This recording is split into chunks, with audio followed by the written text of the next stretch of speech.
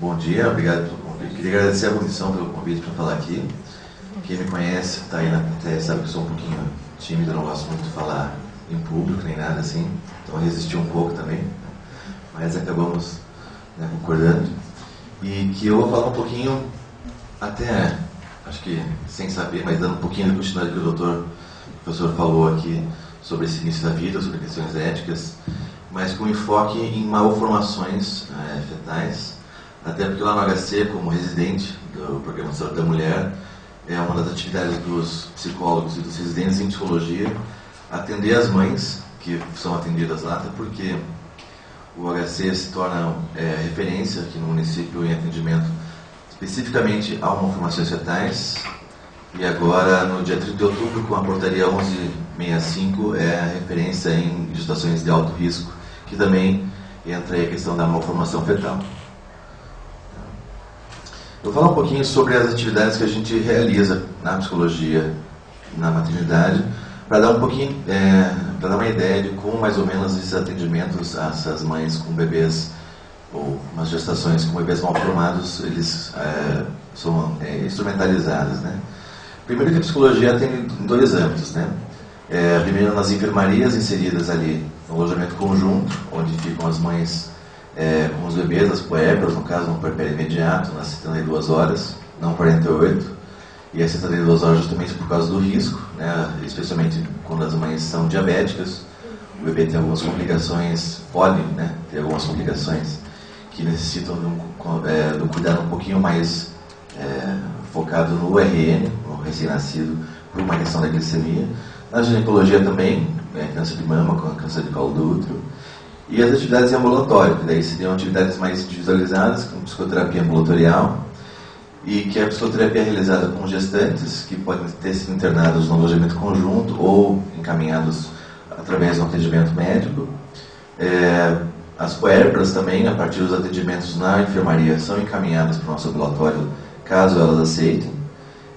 Também atendemos vítimas de violência sexual, acho que o Dr. Rosiris ia falar um pouquinho sobre esse atendimento também, mas que a psicologia também está inserida aí nessas atividades multiprofissionais envolvendo a questão do abuso sexual, também a interrupção de gestação, e atividades no pré-natal, especialmente pré-natal de malformações fetais e também de doença sexualmente transmissível, com enfoque muito mais em HIV, até por uma questão do risco de transmissão vertical, que como saiu um pouquinho mais cedo no ano, teoricamente o município de Curitiba conseguiu zerar a taxa de transmissão vertical da mãe bebê, né, graças aí aos esforços aí dos pré-natais aí da mãe curitibana e do atendimento nos hospitais especializados.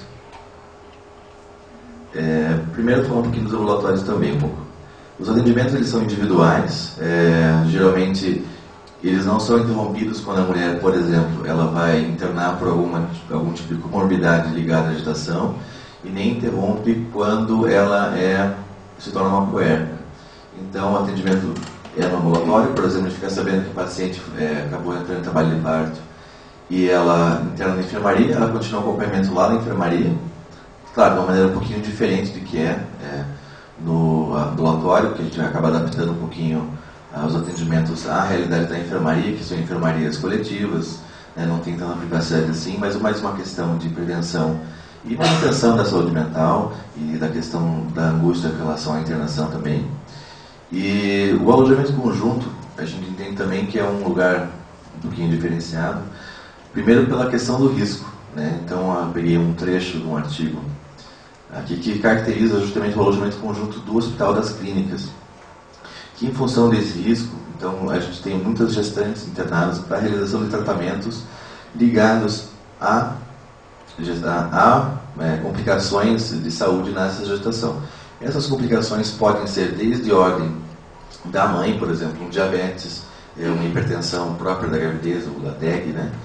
Mas também muitas vezes elas internam para fazer transplantes, por exemplo,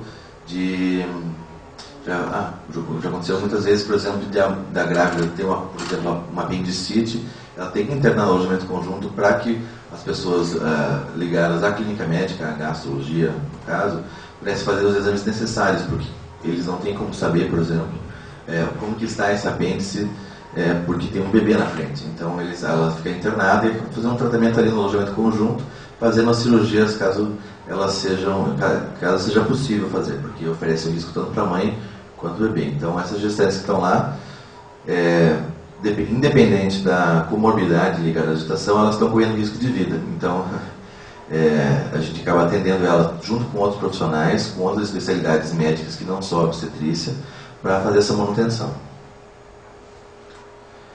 E daí a questão das malformações. Primeiro, tem o pré-natal, o atendimento ocorre junto com os médicos.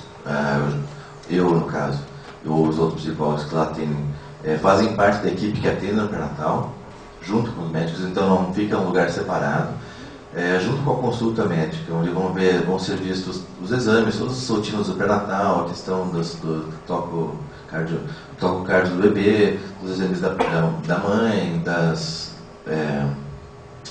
ecografias realizadas, que podem ou não constar algum tipo de alteração nos exames. Então eu estou lá justamente para acompanhar essa mãe e muitas vezes acompanhar a consulta dela. Em primeiro momento, os atendimentos ocorrem logo depois da consulta do pré-natal, especialmente quando há a notícia de que há algum tipo de alteração nos exames desse bebê. Porque isso é mais um passo inicial para ver o que essa mãe, que muitas vezes é a primeira vez que ela vem aqui encaminhada pela malformação, para ver como que ela está se sentindo naquele momento. Porque na maioria das vezes é a primeira vez que ela está recebendo essa notícia de que existe uma alteração nos exames daquela criança. E muitas vezes acontece de ela precisar um atendimento um pouco mais prolongado ao longo da gestação, e muitas vezes logo após a gestação, e, enfim, por um tempo não especificado ainda, e que esse primeiro acolhimento acontece nesse pré-natal. Quando a mãe ela vai, então, faz o tratamento no pré-natal e chega aos 9 meses, 8 meses, em alguns casos, interrompe a gestação, muitas vezes para poder fazer uma ligação interessante com o pessoal da pediatria, que também atende nesse ambulatório, ela vai ficar um pouquinho no nosso alojamento conjunto. Então, o atendimento que começa ali no pré-natal se estende por um ambulatório próprio da psicologia, ela também continua no alojamento conjunto, ou, muitas vezes, continua em ambulatório também. Porque pode acontecer, depende da malformação, o bebê é transferido para o hospital. No caso de uma malformação cardíaca, por exemplo, ele vai para o Pequeno Príncipe, mas que o atendimento continua em ambulatório. Então, muitas vezes já aconteceu da paciente estar com o bebê na UTI do Pequeno Príncipe, aguardando algum tipo de intervenção nesse hospital, mas continua vindo semanalmente, ou cada 15 dias, depende da disponibilidade dessa mãe, que muitas vezes prefere ficar no hospital com o bebê do que vir para o HC de volta para fazer o acompanhamento ambulatorial, para ver como que ela está, e acaba fazendo um acompanhamento psicoterapêutico, muitas vezes porque essa malformação, como eu vou falar um pouquinho mais adiante, ela acaba tocando em vários aspectos desse psiquismo, tanto da mulher quanto do casal também, que acabam gerando, além da malformação, uma série de conflitos na vida dessa mulher que são atualizados por causa dessa gestação. Então, geralmente em psicologia, os artigos que eu leio e que a gente utiliza ali nos atendimentos, não faz uma diferenciação tão clara quanto a medicina faz na questão das malformações. Porque a malformação em si, a gente vê que tem muita pouca diferença na reação das mulheres, porque geralmente independe do tipo de malformação que esse bebê tem. Por exemplo, assim, existem possibilidades de uma malformação associada a uma síndrome genética. Essa síndrome pode ser, por exemplo, uma síndrome de Down, mas essa síndrome de Down ela não é incompatível com a vida. Inclusive, é possível que essa criança que nasça com uma síndrome de Down possa ter uma vida bastante produtiva, bastante digna, e que não exista necessariamente um risco de óbito muito acelerado, tanto na gestação quanto ao longo, aí, nos primeiros meses de vida. Inversamente, a gente tem a síndrome de Patot, que também é uma síndrome genética e que, em média, os bebês nascidos com essa síndrome duram cerca de 30 dias. Então, essa é uma malformação que é incompatível com a vida.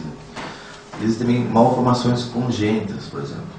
Por exemplo, pode ser que um bebezinho nasça tenha sido detectado na ecografia que exista uma gastroesquise, que é quando não fecha 100% da cavidade. do estômago da criança, então ela nasce um pouquinho com a alça do intestino para fora. Ela vai ser internada, então, por exemplo, na UTI, onde vai ser feito uma série de procedimentos cirúrgicos para fechar essa cavidade, e que significa que dali 1 mês ou 2 meses, ou até 3 meses, como já aconteceu, essa criança vai para casa e viver uma vida saudável sem nenhum problema ao longo da sua vida. Mas ao mesmo tempo a gente também tem malformações cardíacas, que a gente faz um parto no HC e manda lá para o Pequeno Príncipe, porque no Pequeno Príncipe tem os médicos especializados para fazer o atendimento, né? E essas malformações muitas vezes a gente entende como incompatíveis com a vida porque elas dependem muito do grau de gravidade dessa malformação. Então, o preparo nesse pré-natal justamente para fazer com que o casal elabore um pouquinho junto com a gente a possibilidade de que se possa vir a óbito tanto dentro da barriga da mãe quanto logo após o nascimento, porque não tem como prever, apesar da tecnologia que a gente tem de ecografia, exames, etc., não tem como prever com 100% de certeza o quanto incompatível com a vida essa malformação é e como que vai ser realizado o procedimento até que essa criança nasça. Então já ocorreu casos, por exemplo, onde existia uma suspeita de malformação. A mãe ficou cerca de 3 ou 4 meses bastante angustiada com relação às possibilidades desse parto, era o primeiro filho dela, então já adicionando muito mais essa ansiedade, essa angústia que ela estava sentindo. E na hora do nascimento, depois dos exames realizados pela pediatria, se constatou que não havia essa malformação tão grave quanto parecia ser, que ao longo do crescimento dessa criança, a fenda que havia lá, ela ia se fechar por si só e que não haveria nem necessidade de um procedimento clínico. E também tem a questão da prematuridade, que está muito associada geralmente com mães que têm pressão alta durante a gestação, porque para poder muitas vezes salvar a vida dessa mãe, porque ela acaba tendo picos de pressão de 25, até chegou uma vez de quase 30, tem que fazer a interrupção dessa gestação o mais rápido possível para poder salvar a vida dessa mãe. E em função dessa pressão alta também, a placenta acaba se tornando um pouco mais, só que a placenta fica um pouco mais velha, né? Na verdade, o fluxo de sangue da placenta para o bebê acaba sendo um pouco prejudicado por causa dessa pressão, então tem que interromper às vezes até os 6, 7 meses dessa gestação para poder tentar salvar tanto a vida da mãe quanto do bebê. E esse bebê acaba nascendo prematuro, e isso quer dizer que aos 6, 7 meses muitas vezes o pulmão dessa criança não está bem desenvolvido. Então a gente pode entender isso como uma malformação não decorrente de uma síndrome genética, não decorrente de uma deformação congênita de um órgão interno dela, mas em decorrência desse tá pulando um passo nesse desenvolvimento intrauterino mesmo, né? Além das malformações associadas a doenças infecciosas, como por exemplo toxoplasmose, né, que pode ter algumas consequências neurológicas para a criança, e a sífilis também, né? Mas a gente fica pensando assim, eu converso muito com o Juarez, que é meu preceptor, que muitas vezes a equipe que atende essa mãe fica muito assustado com a reação que elas têm ao saber que elas têm um filho que tem algum tipo de malformação, especialmente aquelas que têm um prognóstico muito reservado em função da incompatibilidade com a vida.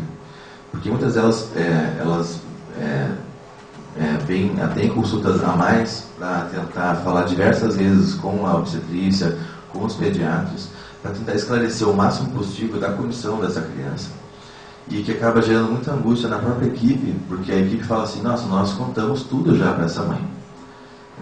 Eu não entendo por que ela parece que não entende o que a gente está falando para ela. A gente sabe que o bebezinho não tem uma chance muito boa de sobreviver. A gente já falou para ela 4 vezes, ela vem todas as semanas aqui, apesar de não precisar vir todas as semanas no pré-natal.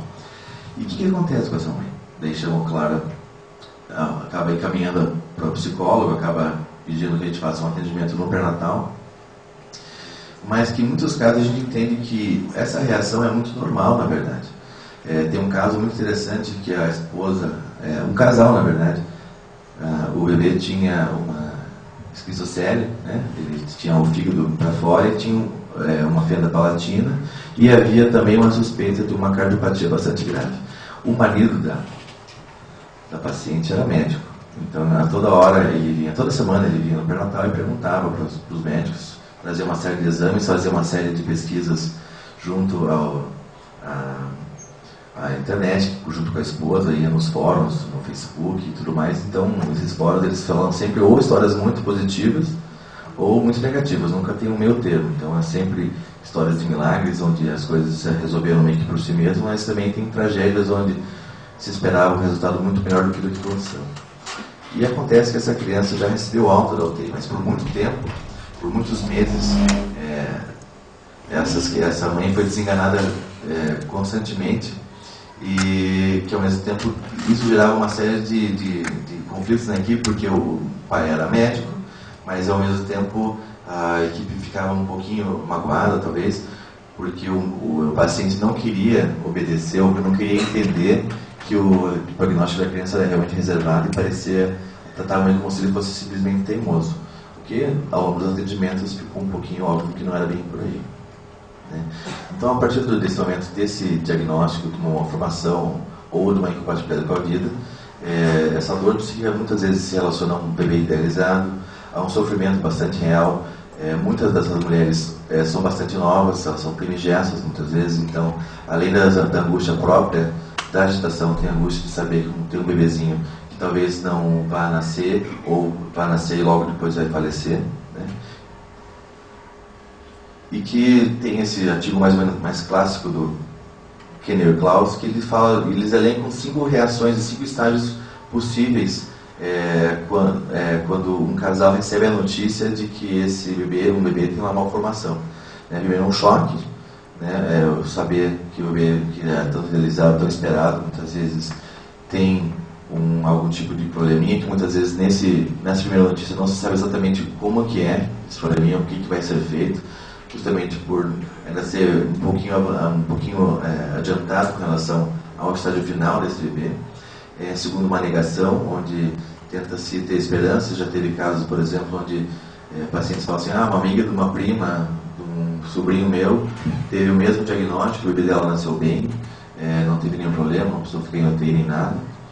Tristeza e raiva, muitas vezes direcionadas à própria equipe, como, por exemplo, se eu tivesse feito essa radiografia um mês antes, talvez teria sido melhor, talvez teria havido uma solução um pouco melhor para o meu problema. Daí a adaptação, onde o casal, ou a mulher, no caso, muitas vezes sozinha, acaba compreendendo as necessidades dessa criança, acaba se resignando um pouquinho com relação às visitas na UTI, como que vão ser os procedimentos realizados, e a reorganização, onde muitas vezes isso quer dizer não que haverá um final feliz, mas muitas vezes acaba, por exemplo, o divórcio dos pais, uma desilusão familiar. Muitas vezes a paciente era usuária de drogas associada a essa malformação, ela acaba tendo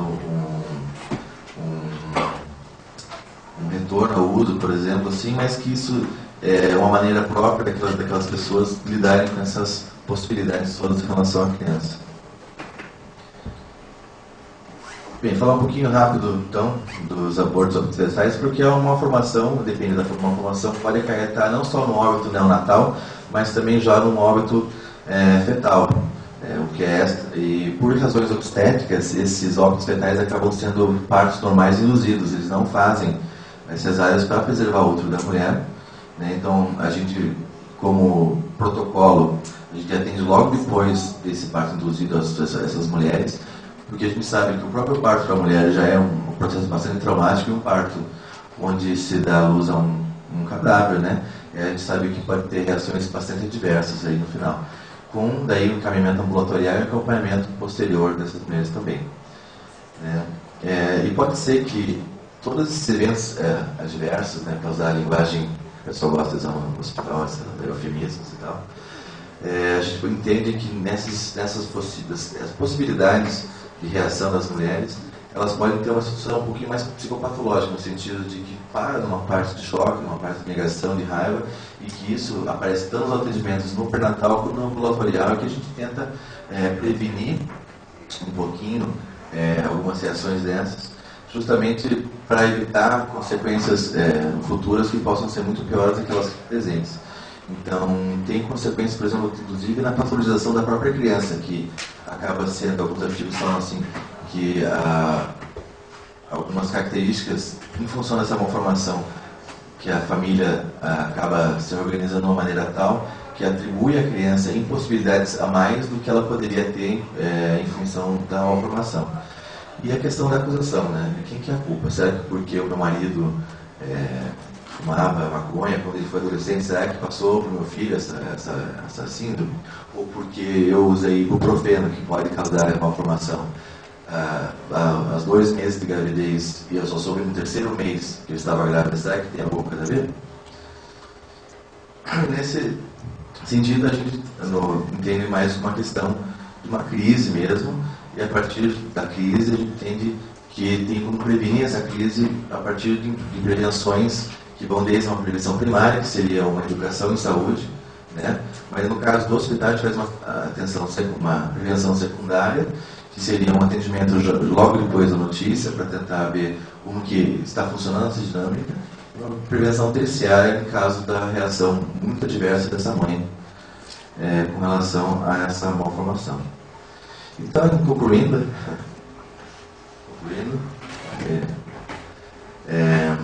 a gente faz o trabalho, tenta focar o trabalho com o casal, embora ainda nem todos os pais consigam visitar ou acompanhar essa mãe no pré-natal em função de não serem liberados para consulta por questões trabalhistas, ou por não estarem presentes, ou depende da dinâmica desse relacionamento.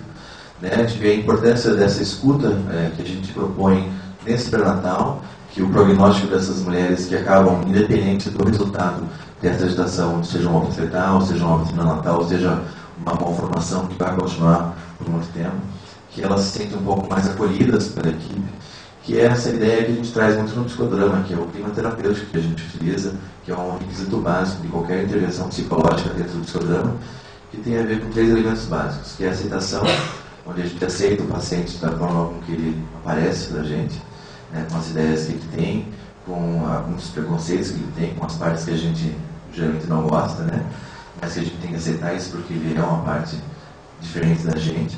Uma proteção, onde a gente protege o paciente não dos malefícios que ele pode causar para si mesmo, mas uma proteção dos nossos preconceitos para com ele, para que ele se sinta acolhido nesses atendimentos. E uma continência, que é a capacidade de conseguir escutar esse paciente, essa paciente em casa, né? De uma maneira tal que a gente consiga dar conta ou segurar um pouquinho a onda desses picos de angústia que podem acontecer durante essa gestação e logo depois desse atendimento. Eu gostaria de agradecer, então eu deixo vocês com essa mãe coruja aqui. Muito obrigado.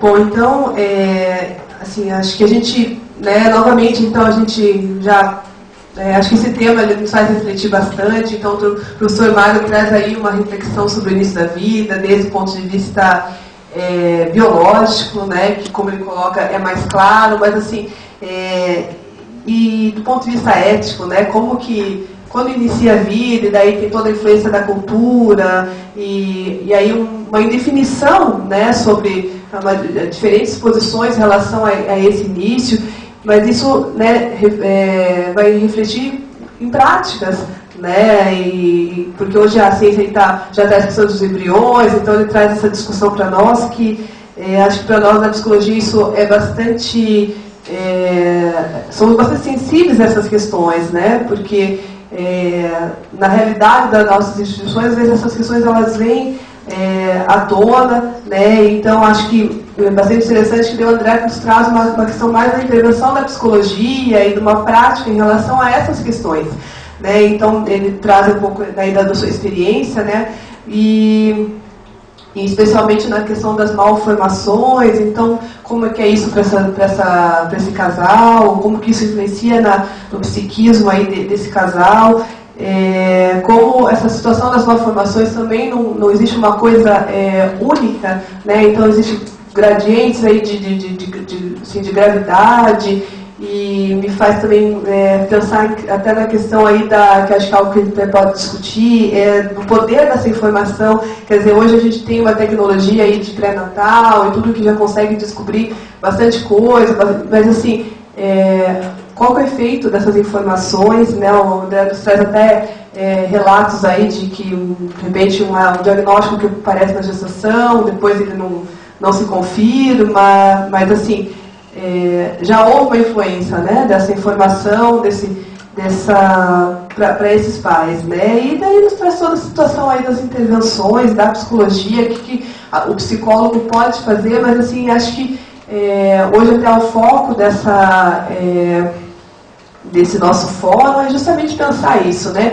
De que maneira essas questões, que elas não são questões técnicas puramente, né? Então eu tenho um aborto, eu faço isso, eu tenho uma malformação, vou fazer tal procedimento, porque não tem isso pronto, né? Então justamente abre para essa questão da bioética, né?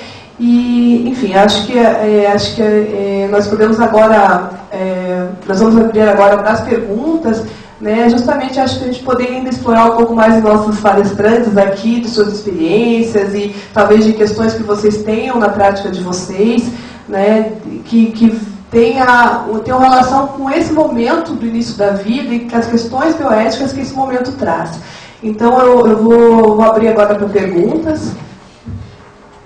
Doutor Mário, eu fiquei pensando até da sua palestra inicial, né? Fiquei com uma questão que eu acho que agora é pertinente nessa mesa. Você disse assim, na porta da UTI não é local para se discutir questões da bioética, né? Assim, que isso teria, você colocou assim, que isso teria que ser discutido a priori, antes, né? Você trouxe exemplos familiares. Mas eu fiquei pensando, eu trabalho em um hospital, num hospital infantil, e quando a gente pensa nessas malformações, né, no início ali, questões que aparecem no início da vida, nesse início após o nascimento, né, elas aparecem, né, e aí eu percebo que realmente é muito difícil, acho que entre equipe de saúde, essa discussão, pelo menos na instituição onde eu trabalho, essa discussão ela é permanente. Eu acho que não é uma discussão que aparece quando aparece um caso, por exemplo, mas quando a gente tem essa família ali, é uma questão que, ao menos nos casos em que eu acompanhei, que nunca passou pela cabeça da família, né? E aí a gente está dentro de uma UTI e tem que discutir isso. Um desafio, né? Eu acho que aí vocês têm realmente, como profissionais, o papel de vocês extremamente relevante nesse momento. Eu gostaria de colocar algumas questões, acho que agradecer até o André pela colocação, porque aí situa a questão, né, num ponto de vista importante, que é o ponto de vista prático, né? Essa posição que a gente tem, por exemplo, sobre o início da vida, que você, do ponto de vista de biologia, você sabe, do ponto de vista moral, você tem uma diversidade. A gente tem que, ao lidar com as questões, ter algumas, eu diria, algumas distinções que a ética, a moral, nos coloca com bastante clareza. Eu preciso fazer a distinção entre o mal moral e o mal natural. Acho que essa é uma distinção que faz muito bem para vocês e que talvez não sei se isso é muito claro. Quando você falou da mãe que se posicionou numa situação de culpa, se eu falo de culpa, eu estou falando de mal moral.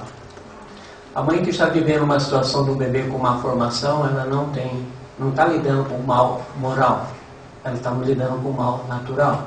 E o mal natural não está na esfera da culpa, porque não há responsabilidade. Ela não tomou nenhuma decisão consciente, porque moral, uma decisão para ter uma avaliação moral de responsabilidade, você tem que ter consciência e liberdade. Se você toma uma decisão consciente e livre, você tem responsabilidade. Se a decisão não foi consciente nem livre, não há responsabilidade. Então, a dimensão de culpa, né, que eu acho que é importante, colocar para essas mães que elas não estão lidando com um mal moral, com o mal que elas provocaram com liberdade e consciência. Então, estão lidando com o problema do mal natural. Não significa que o mal natural não seja para nós mais fácil de lidar. Não, ele é dramático. Mas a reflexão não vai para a culpa. Não é minha decisão. Eu não estou vivendo com um bebê, né, uma situação de um bebê com uma formação porque eu decidi que assim fosse. Eu estou vivendo com isso pela minha pertença à condição de fragilidade humana. Então, a dimensão, a gente chama a vulnerabilidade humana, que é a vulnerabilidade existencial. Todos nós estamos sujeitos a viver uma situação de vulnerabilidade existencial. Tá? Um pau, a madeira cai na cabeça de um passarinho, a madeira caiu na cabeça do meu sobrinho. Tá? Mata um passarinho e mata o meu sobrinho. Isso é um mal natural. Eu não posso transformar isso num mal moral, como se houvesse uma responsabilidade frente a isso. Essa é uma distinção importante. Eu vou sofrer as consequências do mal, eu vou ficar angustiado diante disso, mas a indagação é o que significa ser gente no mundo. A gente chama um pouco a nossa pertença à criaturidade, né? A nossa pertença ao mundo animal nos coloca em condições que outros animais sofrem, nós também. Então, se a gente fizer um pouco essa distinção para essa mãe, que ela está vivenciando um drama, mas é um drama situado no mal natural e que não há responsabilidade sobre isso, eu acho que ajuda a pessoa a se posicionar. Eu vi uma mãe que desesperada porque perdeu o filho por uma mescaria de um aborto espontâneo. Ela está diante do mal natural. Aí, o que será que eu fiz? Não, calma. Né? Inclusive, talvez o aborto espontâneo era exatamente um feto, um embrião com uma mutação incompatível com a vida que veio, às vezes é o momento até de agradecer. Porque você não sabe quão dramático seria aquele nascimento. Então, se há algo natural que ocorre, né? Então, isso eu acho que é interessante. Então, diante das questões práticas, outra coisa que o André colocou, que eu acho que é fundamental para nós, inclusive que trabalham com bioética, nós temos que ter uma dimensão do acolhimento da pessoa, né, e não do julgamento. Né? Existe um elemento da moral que nós desvirtuamos demais, que é o que gostamos de julgar, fazer julgamentos. E o julgamento, gente, é inaceitável. Nós não temos condições de julgar pessoas moralmente. Tá? O grande mestre do Ocidente, o Cristo, nos disse com todas as forças: não julgueis. Porque nós não temos capacidade de entrar na consciência da pessoa para emitir um julgamento. Cabe a nós apenas a dimensão da acolhida. Acolher radicalmente a pessoa que está vivendo essa situação dramática e não assumir uma posição de julgamento. Eu sempre digo, quando faço a distinção entre moral e direito, o direito cabe o julgamento, é uma ciência do julgar, mas é uma ciência que julga pela exterioridade dos fatos. E a moral, quando vem um julgamento moral, é pela interioridade. Quem tem condições de julgar interiormente? Ninguém. Então nós temos que abrir mão do julgamento moral. E se a gente abrisse mão, né, isso que eu achei bonito que você coloca, acolhida e não julgar. Porque se eu partir julgando, aí eu vou estar colocando pesos excessivamente pesados nas costas de quem já está arrebentado. Tá? A pessoa já está no processo de sofrimento, ela não precisa de ninguém que coloque mais peso em cima dela. Precisa de alguém que alivie os pesos, que ajude a carregar. Né? Então, o moral que o próprio Cristo colocava de uma moral farisaica. Você coloca peso nas costas dos outros, mas não ajuda a carregar. Então, nós não podemos assumir essa postura. Deixa o direito avaliar, porque o direito avalia, como eu disse, na exterioridade. E quando eu converso com isso, eu dizia: o dia que você condenar alguém a 30 anos de prisão, condena, emite, e quando o réu estiver saindo, antes dele sair da porta, fala: volta aqui, volta aqui. Eu fiz um julgamento jurídico, baseado na exterioridade dos fatos. Mas você pode ser inocente. Não? E quantos não são? Não? Porque moralmente eu não consigo avaliar. Moralmente eu não consigo julgar. Porque seria julgar a tua consciência e a tua liberdade. Esses são elementos internos. Então essa perspectiva é extremamente importante para a gente se aproximar dessas situações onde a mãe está vivendo uma situação que eventualmente uma interrupção de gravidez ou assim por diante, e como psicólogo, como profissionais de saúde, ou uma mãe que chega ao hospital porque praticou um aborto, que chega toda arrebentada, sangrando, o profissional de saúde tem que fazer o quê? Acolher, ponto. Acolher, ponto. E tratar da pessoa nessa situação. Abstrair totalmente desse julgamento que aí nos colocaria numa situação, né, de só aumentar o sofrimento dessas pessoas. Então, são questões iniciais que eu queria colocar, que o profissional de saúde vai ter que fazer sim esse trabalho ali. Mas, entende? Mas numa postura ali de aliviar a dor. De aliviar a dor, de respeitar tomadas de decisões, né? De ajudar a pessoa a decidir, se for o caso, eu acho que os cuidados na fim da vida, eutanásia, a gente pode até discutir antes, porque a gente sabe que vai morrer. Então, tem a obrigação de discutir em casa. Né? Se uma grávida, se eu discutir com ela se o bebê dela vai nascer com má formação, não dá para fazer em casa esse debate, na verdade, porque você tem, todos, mamães e papais grávidos têm o sonho do bebê perfeito, vocês sabem disso. E passar desse bebê perfeito para o bebê real é o grande drama. Então, ali você está diante de uma situação onde o debate antecipado é quase impossível. Aí cabe a vocês mesmos lidar com o problema, né, depois de ocorrer.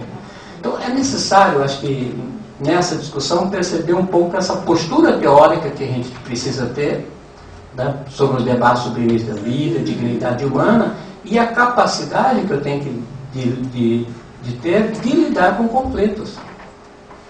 Lidar com conflitos é diferente. Eu tenho uma postura teórica, eu tenho clareza sobre as questões sobre o início da vida, mas eu não posso impor a ninguém os meus valores.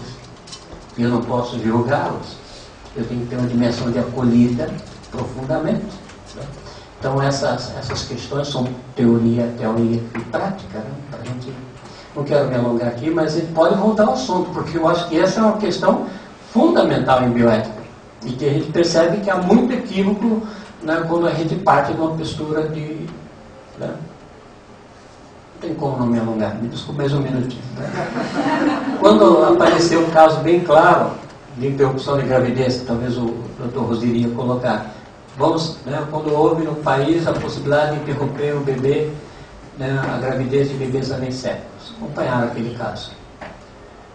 Eu sei que houve gente de todos os lados, eu sou da área da teologia, teve muitos religiosos exacerbados. Eu digo, olha como esses juízes são cristãos. Se eu fosse um juiz, tomaria a mesma decisão deles. Quando me colocaram, você concorda com a decisão que eu tomaria essa decisão? Sim. Por quê? Ele não está dizendo que as mulheres precisam abortar, né? Então, se a mulher tiver condição moral, psíquica e espiritual para lidar com isso, sem a interrupção da gravidez, é louvável. Não é verdade? Mas e se ela não tiver? Eu vou impor a ela isso? Eu vou obrigá-la a viver essa situação? E eu estaria praticando uma tortura? Uma mulher que gostaria de não, né, conviver com uma pessoa, eu acompanhei uma pessoa que disse, se eu não abortar, eu me mato. Então ela não tem estrutura psíquica, moral, espiritual para lidar com isso. Então, como juiz, ele diz assim, se essa mulher abortou, ela não é criminosa? Gente, isso é uma coisa mínima, não é verdade? Quem gostaria de colocar essa mulher na prisão? Só o que o juiz disse. A mulher que abortaram, no caso o bebê com anencefalia, não é uma criminosa. Não é uma coisa óbvia. Essa mulher é criminosa? Ela está vivendo um mal natural, não está vivendo um mal moral, não foi ela. Ela lutou por estar nessa situação. Ela não tem estrutura para lidar com isso. E você sabe, né, talvez podia até explicitar melhor, mas a necessidade de um acompanhamento. Uma gravidez com má formação, né, precisa de um acompanhamento top, não é verdade? E aí a gente pergunta, no nosso país, existe esse acompanhamento top para todas as mulheres que estão com bebês com má formação? Né? Então eu estou colocando um peso nas costas dela sem ajudar a carregar. Para eu falar que essa mulher não teria direito à interrupção da gravidez, eu teria que dizer que eu tenho um psicólogo, um médico, a equipe toda de plantão 24 horas. Temos. Tá? Então, Percebe? Eu acho que essas são, quando a gente tem que ser um pouco realista e não colocar mais um peso nas costas de quem já está curvado, né? Quem já está arrebentado. Então a necessidade de ter um diálogo com a realidade mesmo ali, entende? Sem ficar fazendo teoria de que, né, embrião tem dignidade. Não precisa, né? É questão prática, né? Necessidade da acolhida.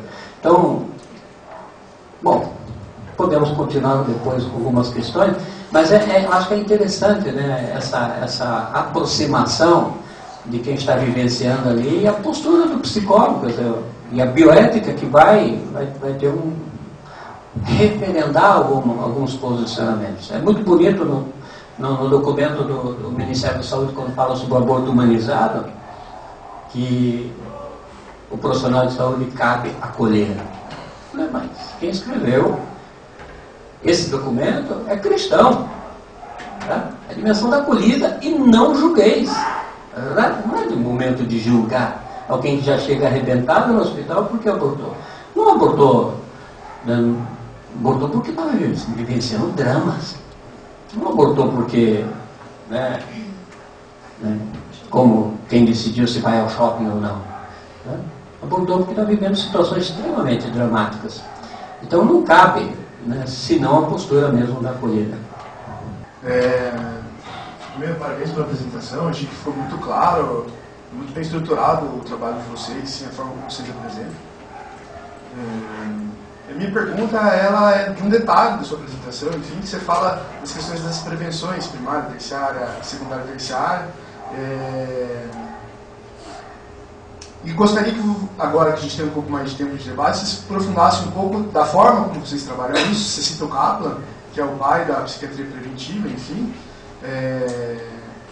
Mas o debate, o Dr. Mário acaba colocando uma provocação bem interessante assim, da gente pensar, que é a prevenção, a gente conseguir lidar com informações que, de certa forma, limpem o julgamento dessa mãe, desse casal, para a tomada de decisão, né? Então, como é que eu posso, fazendo um debate agora contigo, como é que, na prevenção, a gente pode oferecer informações para que a tomada de decisão do casal seja menos ligada a causas fantasiosas ou causas culpadas, enfim, seja uma decisão limpa e livre, né? Não sei se é nesse sentido que vocês trabalham, ou estou abrindo um debate. Na verdade, até entrando um pouquinho, continuando a questão do aborto, a legislação permite aborto em três casos, né? Quando é risco para a mãe, né? Quando é anencefalia, depois da decisão, e quando é fruto de violência. Então, as outras malformações, elas não são realmente contempladas como possibilidade de realização de um aborto, embora muitas pacientes estragam esse desejo, né, por exemplo, com relação ao aborto por uma questão momentânea dos atendimentos, mas isso não é realizado. E realmente faltou um pouquinho de tempo para falar um pouquinho mais do Kaplan mesmo, que a gente tem assim, no hospital a gente realiza uma série de atividades que a gente visa fazer uma educação em saúde. Geralmente são grupos muito profissionais que tentam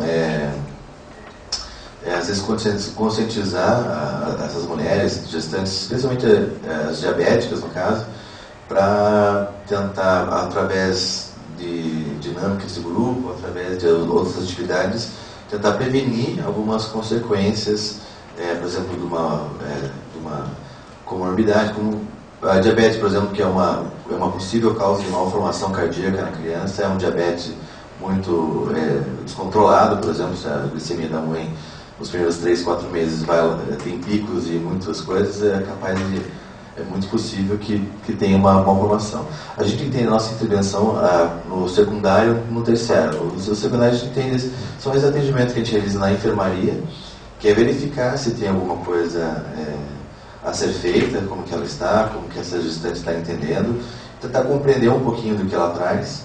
E às vezes, muitas vezes, esses atendimentos acabam sendo feitos 1 ou 2 vezes ao longo da gestação, como se fosse mais uma manutenção para evitar que, além daquilo que ela já está passando, seja uma malformação, seja uma patologia associada à gestação, uma pressão alta, por exemplo, outras coisas, elas não se tornem um sofrimento muito maior do que já está. Então a gente vê como é que você está se sentindo, como é que você tem levado, como é que está sendo para você estar grávida, pergunta o nome, como que é o nome da criança, vê como ela está. E o terciário, geralmente, é quando tem uma resposta um pouco mais patológica, digamos assim. A gente coloca patológica entre aspas, porque a gente também não faz diagnóstico, psicodiagnóstico lá, porque entende que esse sofrimento que elas estão passando depende muito da maneira com que elas se relacionam consigo mesmas e com a agitação e com a vida de maneira geral.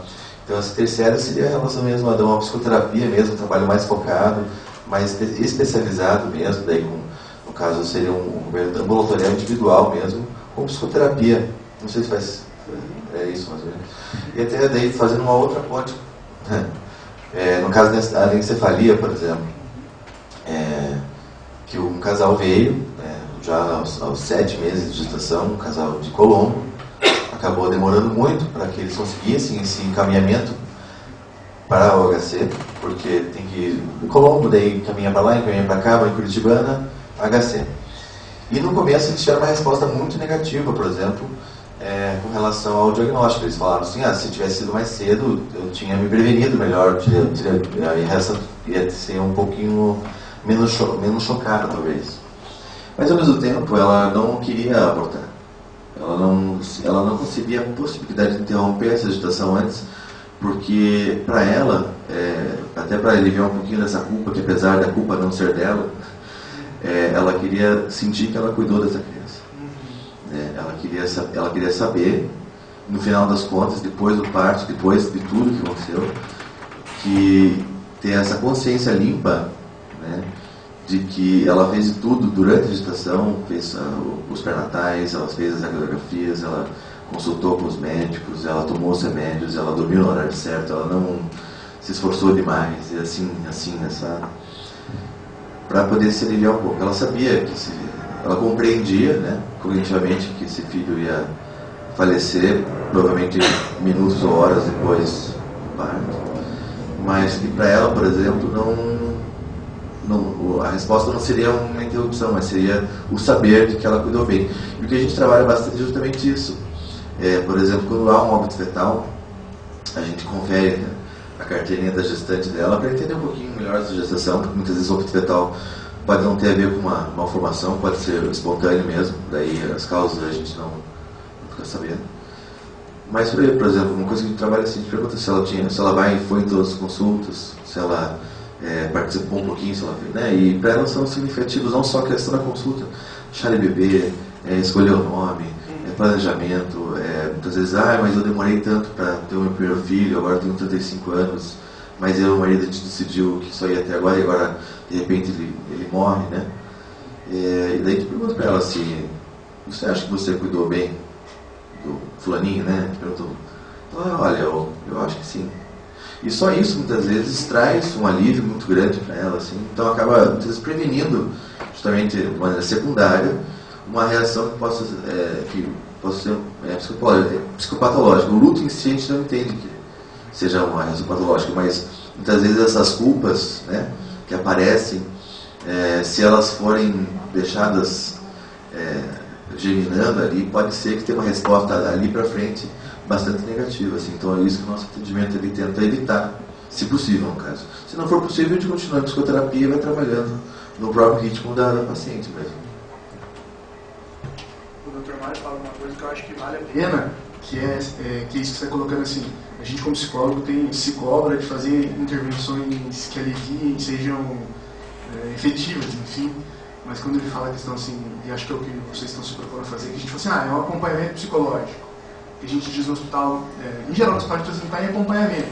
Porque o acompanhamento também é o que acompanha, o companheiro, que caminha junto, né? E acho que isso, fazendo a prevenção secundária, vai bem nesse sentido de uma avaliação constante, que não precisa necessariamente ser uma intervenção planejada, mas um acompanhamento para dividir e suportar a carga, enfim, né? Acho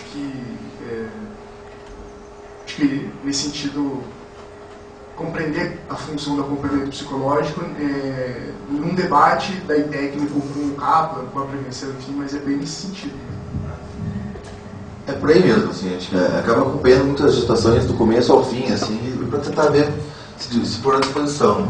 Até a questão do alívio, digamos assim, não vem diretamente de uma intervenção que eu, ou o pediatra, ou o obstetra fez. Mas só o fato do casal saber que a equipe do hospital está à disposição deles, né, Então já dá um certo alívio nesse sofrimento, que já está muitas vezes muito grande já pela própria condição, mas que saber que se ela for no pré-natal, ela vai ter essas posses que ela quer da equipe médica, que ela vai ter alguém que vai escutar ela caso ela precise ser escutada, então mais ou menos por aí mesmo.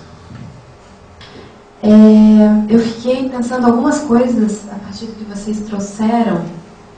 Achei bem interessante essa discussão. Já tinha aparecido num outro congresso do HC sobre interdisciplinaridade, multidisciplinaridade, enfim, não sei, há pouco tempo atrás. Inclusive o Dr. Rosílios estava presente, o Juarez também. Você estava lá? Ah, então você deve lembrar da minha pergunta. Acho que foi meio polêmico, né, na hora. Vou colocar ela de novo.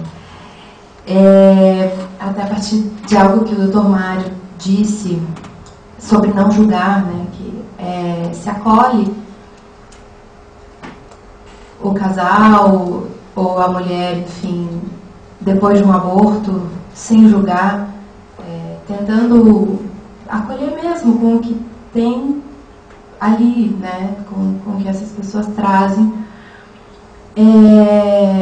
até trazendo essa decisão judicial de não julgar alguém, não condenar alguém que decidiu, que optou por isso. Deve haver ali algum sofrimento muito grande. Então acho uma pena a gente não discutir antes, porque acho que tem uma discussão anterior possível, se talvez o aborto não tivesse encoberto de tanto preconceito, de tanto tabu, de tanto é difícil falar disso, ou é proibido, mas acredito até que se a gente pudesse acolher uma mulher que duvida de poder dar continuidade à sua gestação, sendo por causa de uma má formação ou não, se a gente tivesse um espaço aberto para isso, eu acho que talvez até a gente tivesse um menor número de abortos. De verdade, acho. Eu penso muito sobre isso. Acho que se a gente pode acolher alguém depois que fez isso e tratar essa pessoa com todo respeito e dignidade, por que não antes? Por que não dar espaço para o debate, sabe? Por que não acolher essa mulher em dúvida e acolher verdadeiramente a dúvida? Não só no caso de uma má formação ou de uma anencefalia, né? Mas dela ter esse espaço. Tudo bem. Pois eu lembro que foi uma mesa especificamente sobre aborto legal, né? Que seria mais o Dr. Rosílios que ia falar, mas que faz parte do nosso atendimento da psicologia também. A questão médica, eles esbarram na questão protocolar. No caso do HC, eles realizam aborto legal conforme a lei, no caso estupro, especialmente estupro, né? Porque daí, quando eles falam de um risco para a vida da mãe, eles usam o eufemismo que eles interrupção da gestação, eles não falam aborto. Por mais que eles saibam que aquela criança não tem chance muitas vezes. Mas a questão de quando já aconteceu várias vezes, sabe, e acontece sempre, de mulheres que vêm para fazer entre aspas, uma curetagem. E que a equipe, não chega só no protocolo da equipe, mas a equipe lida da seguinte maneira: eles não perguntam para ela.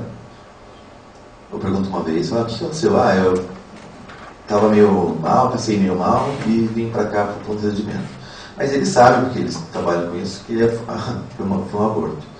E o que eles fazem geralmente é o seguinte: eles compreendem, não acionam ninguém, não é chamada a polícia, não é chamada nada, e elas encaminham para o psicólogo, para a gente, ou já pediram até para a gente ir no centro obstétrico atender, ver se ela estava disponível a falar, porque ela parecia bastante deprimida, além da questão do aborto, etc. Mas eles colocam à disposição, assim, no meu tempo do HC não houve nenhuma denúncia realizada com relação a essas tentativas, na verdade, assim. Ou tentativa não é essas tentativas bem sucedidas, no caso. Que a gente tenta acolher também, apesar de ser teoricamente ilegal, né? Não se é falado muito, porque não se pode também protocolizar algo que não está contra a lei, por enquanto, né? Mas que a gente tenta fazer esse acolhimento, sim, né? E no caso do aborto legal acaba sendo um pouco diferente mesmo, porque a acolhida ela é um pouco mais específica para um caso, porque daí incorre não só uma gravidez, mas uma gravidez vinda de uma violência. E daí entra com outro protocolo também das 72 horas da violência sexual, que não vai gerar necessariamente uma gravidez. Tem os profiláticos de gravidez, tem os profiláticos de HIV e outras doenças, etc. Mas que mesmo assim, o interessante nessa prática da questão do aborto é que geralmente a equipe como um todo troca bastante experiências, inclusive, especialmente com nossos psicólogos, até saindo um pouquinho do protocolo algumas vezes em função daquilo que a gente coloca, que é interessante para aquela mulher naquele momento. Eu não sei se isso responde a pergunta. Na verdade, eu estou aqui de moderadora, mas assim, não consigo não também assim, falar sobre isso, porque eu também estou numa realidade de maternidade e até me invejei a tua situação, porque nem sempre a gente encontra essa maturidade na equipe de acolher, né, quando se trata de um aborto provocado. Né, normalmente até acionado o psicólogo, às vezes até com às vezes alguns profissionais até solicitam isso com uma coisa meio investigativa, do tipo, veja direito lá o que aconteceu, se foi provocado mesmo. Né? Então eu penso, Esther, que talvez essa maturidade que a gente precisa ter, né, para estar discutindo sobre esse tema. Né? Não quer dizer assim, aceitar ou não, mas assim, discutindo mesmo, né? Porque assim, na minha experiência, em alguns momentos eu tive dificuldade com essa situação do aborto provocado, pela questão do julgamento, né? E daí entram questões religiosas, questões, enfim, diversas aí, né? E de repente você tem que intervir com alguém que, olha, você não tem que mais dizer isso para a pessoa, né? Assim, faça teu atendimento, às vezes, claro, que talvez mobilize questões na equipe, né? Porque ela entende que aquilo é uma coisa errada, né? Nem tanto nem só a questão legal, mas acho que muito mais a questão moral, né? E vejo que isso é uma dificuldade, né? E imagino que seja realidade na maioria das instituições que lidam com a gente tem esse protocolo que fala desse acolhimento humanizado, mas acho que ainda a gente tem muito a caminhar nesse sentido. Eu acho que, para mim, do ponto de vista de acolher vocês como profissional de saúde, alguém que chega até vocês que tenham praticado um aborto em qualquer contexto, a resposta é acolher. E, aliás, é um posicionamento da Igreja Católica. O documento de Aparecida é um documento, estou colocando porque a questão religiosa aparece, então vou colocar a questão. O documento de Aparecida tem uma frase muito forte: acolhei com misericórdias que abortaram. Então, é uma dimensão clara, que talvez a Igreja Católica é a mais clara contra o aborto. E eu tenho 2 artigos que eu escrevo sobre o aborto, eu chamo da Igreja Mestra e Mãe, que como mestra ela é contra o aborto, ela jamais vai ser a favor do aborto, mas como mãe, ela sabe que essas pessoas vivem dramas, e esses dramas elas precisam ser acolhidas nos seus dramas. Então, é igual ao meu filho que chega usando droga, eu não vou dizer para o meu filho que droga é ótima, né? Como pai mestre, eu vou dizer droga não presta, mas é meu filho. Ele tem que ser acolhido para que ele possa crescer. Então, a dimensão do acolhimento é também uma posição religiosa, é uma posição também teológica, é a posição oficial da Igreja Católica também. Até eu brigo um pouco porque pouco se fala dessa posição da Igreja, só fala da posição da Igreja contra o aborto, não fala da posição da acolher com misericórdias que abortaram. Então essa dupla dimensão é necessária, e eu acho que essa é a orientação então para o profissional de saúde. Fazer um debate antes, se o aborto, aí nós vivemos no nosso país uma dicotomia. É incrível como esse tema, você mesmo bem colocou, as pessoas não sequer gostam de discutir. Um dia, num evento religioso, como teólogo, alguém perguntou, né, você é a favor do aborto? Eu falei, é um tema que precisamos discutir. Aí o cara, se você está querendo discutir, é porque você é abortista. Então, percebe? É uma radicalidade extrema. É impossível de debater o assunto. Até para colocar as 2 posições da igreja, que é contra o aborto, mas percebe que não há outro que faça. Então, algumas coisas são práticas. Né? Há uma necessidade, do ponto de vista teórico, difícil. Eu já me debati muitas vezes com o tema e não tenho uma posição, a minha posição com o aborto é muito confusa. muito confusa. Por quê? Algumas frases como a mulher deve ter direito a abortar, essa é uma frase machista. Né? É frase machista porque eu, como parceiro, é ótimo, você aborta. A decisão é tua, né? Eu apoio a tua decisão e eu não me posiciono. Né? Todo o peso em cima da mulher, isso. Né? Então eu sou machista. Nós trabalhamos numa outra perspectiva. Na perspectiva de eu, parceiro, eu tenho que me posicionar. Eu vou assumir a responsabilidade. Se você, olha, aborte, aí ela não aborta sozinha. Certo? Ou não aborte, e aí eu assumo a responsabilidade dessa criança. Então, parceiro não é aquele que diz, você decide e eu, né, concordo contigo. É a posição machista, o homem que sai do processo. Por isso o movimento feminista tem razão quando diz que o homem aborta pela boca. Né? Porque a mulher diz para ele, a parceira diz, estou grávida, diz, estou fora. Né? Então, praticou o aborto. E aí deixa a mulher sozinha na tomada de decisão. Se eu deixar a mulher sozinha, então é interessante. Me desculpe, eu vou colocar a posição da igreja que é importante. João Paulo II, na Carta às Mulheres, o Papa, que era absolutamente contra o aborto.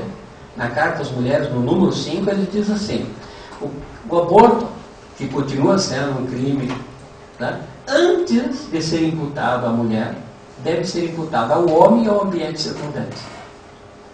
Então, João Paulo II estava dizendo na prática, né, que antes da mulher ser responsável, o homem é o primeiro responsável pelo aborto. Porque vivemos numa situação machista, agressiva, né, hedonista, e a prática do aborto o homem sai dele. Né? Primeiro ele seria o responsável, e depois o ambiente circundante. Circundante é o quê? A família, a comunidade, a escola. Tá? Como que a comunidade vê isso? Como que a escola vê isso? Como que o hospital vê isso? Então, eu fazia um debate desse na Ordem dos Advogados aqui, eu dizia, eu gostaria de ver uma lei no país que colocasse essas questões. A mulher abortou, ela é criminosa? Primeiro, o advogado que defende a mulher chama o parceiro. O que ele fez para que ela não abortasse? Ele teria que provar que fez tudo, mas tudo mesmo, para que ela abortasse. Mas assim, então ela é responsável, ela é culpada, ela é julgada. Não. O homem fez tudo. E o ambiente circundante? Como que a família acolheu?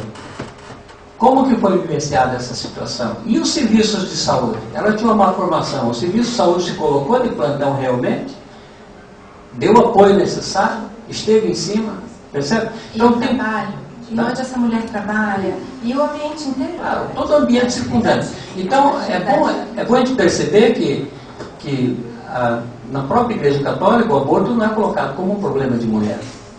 É um problema do homem e do ambiente circundante. E às vezes o ambiente circundante é agressivo, ou irresponsável, ou se retira, ou não apoia, ou não presta serviço.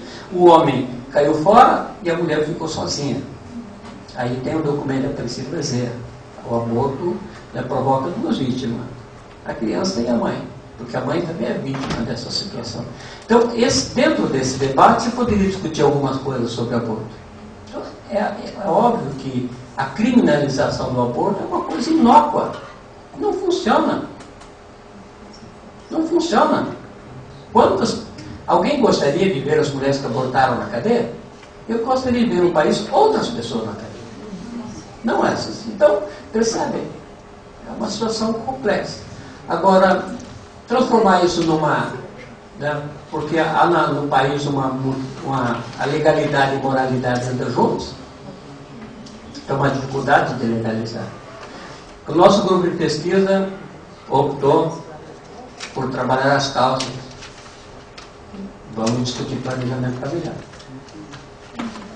Porque a gente entende que se houver, né, a Daniela também foi parte do grupo e outras pessoas, nós vamos discutir planejamento da parentalidade. Agora é um tema da psicologia, né? Planejar a parentalidade, porque uma criança que foi planejada, você não aborta um projeto, né? Você aborta porque não houve um projeto. Então, mapear isso no Paraná inteiro, como está a situação, e é por aí que nós vamos trabalhar, porque a gente entende que é necessário discutir fortemente. Né? Mas, então, o tema é complexo. Se eu for discutir antes, né? Porque a gente vê muita ideologia e até impossibilidade de fazer o debate. Então, acho que a gente tem que debater sim, mas quando vem até vocês, né, a postura que o André colocou, eu fico feliz de ver, né, isso amadurecido nas equipes de saúde e acolher, porque senão nós nos tornamos, né, muito hipócritas, né, porque a gente não ajuda essas pessoas a carregar o drama que elas estão vivendo. Nós somos profissionais em diferentes áreas que temos a missão de aliviar a dor, né, em diferentes contextos, aliviar a dor, essa é a nossa responsabilidade, né? Mas tá bem.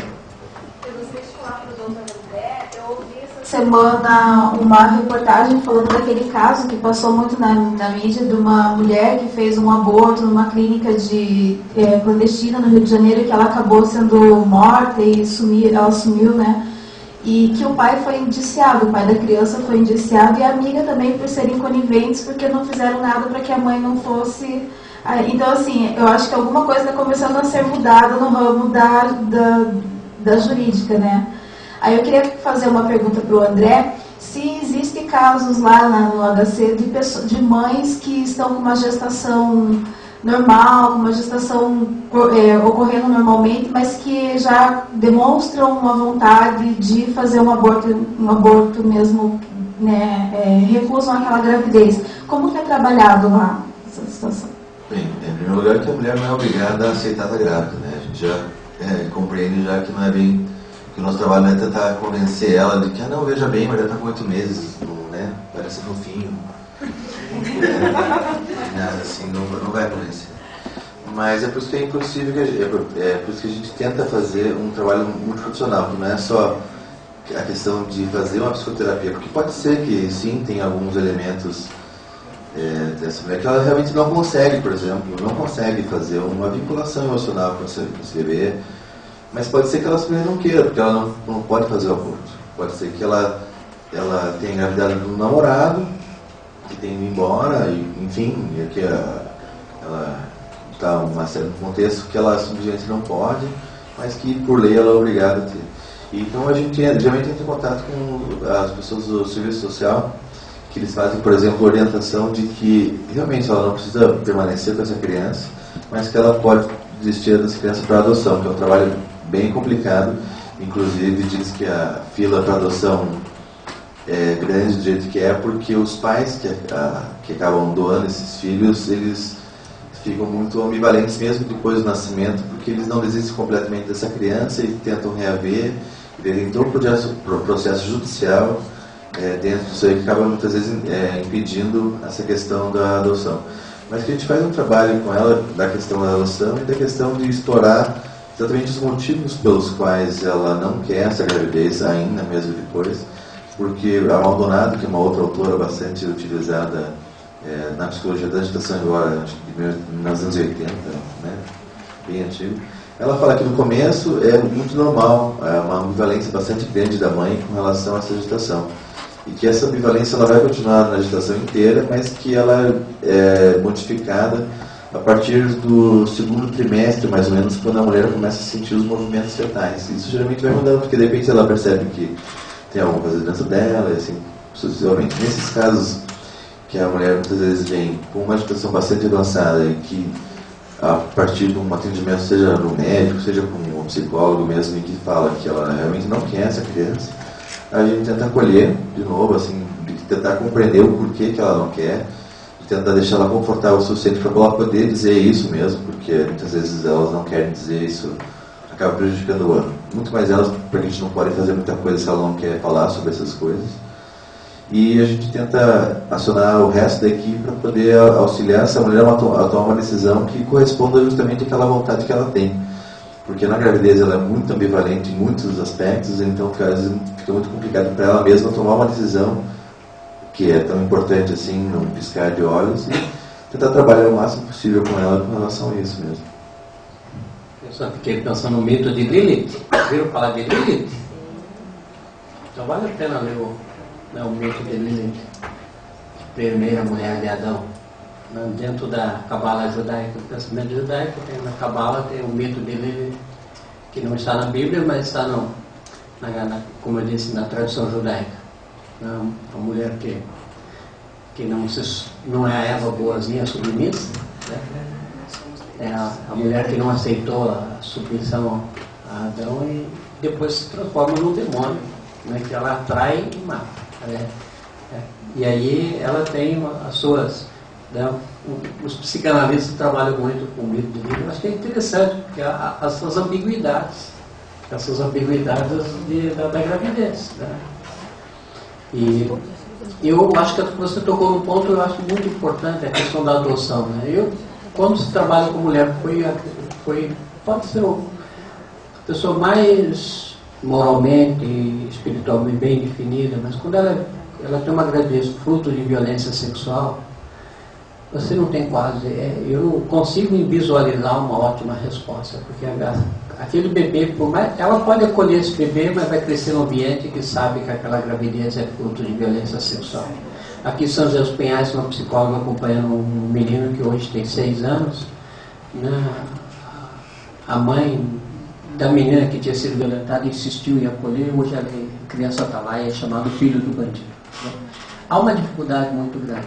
Então, esse eu acho que é o momento que, se a mãe não quer lidar com o aborto por uma questão, né, fica melhor consigo se ela der à luz, até porque é um bebê saudável, se puder.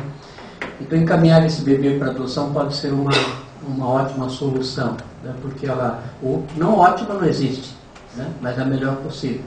A melhor possível porque ela dá a chance a essa criança crescer num outro contexto, onde ela vai ter uma vida nova, não vai ser estigmatizada. E a mãe também não passa pelo drama de ter optado pelo aborto. Né?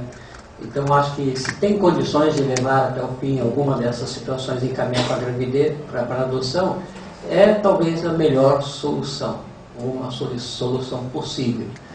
Porque, então, são dramas. Né? São dramas que as soluções ótimas, né? Como eu disse antes, em bioética, se fosse uma solução fosse ótima, você sabia, né? Mas é conflito. Aqui há drama, aqui há outro drama. Essa decisão é complicada, essa outra também. Então você corre na busca da melhor resposta. E às vezes, nem sempre é ficar com a mãe. Às vezes uma adoção. Eu tenho uma filha adotiva. Aí a gente tem que lembrar, um dia a criança pergunta, pai, por que minha mãe, né, me doou para vocês? Não é verdade? Então, porque ela te ama, minha filha. Porque ela te ama. A necessidade de você perceber que a mulher que doou o filho é uma mulher que ama, é uma mãe que ama. Isso é fundamental.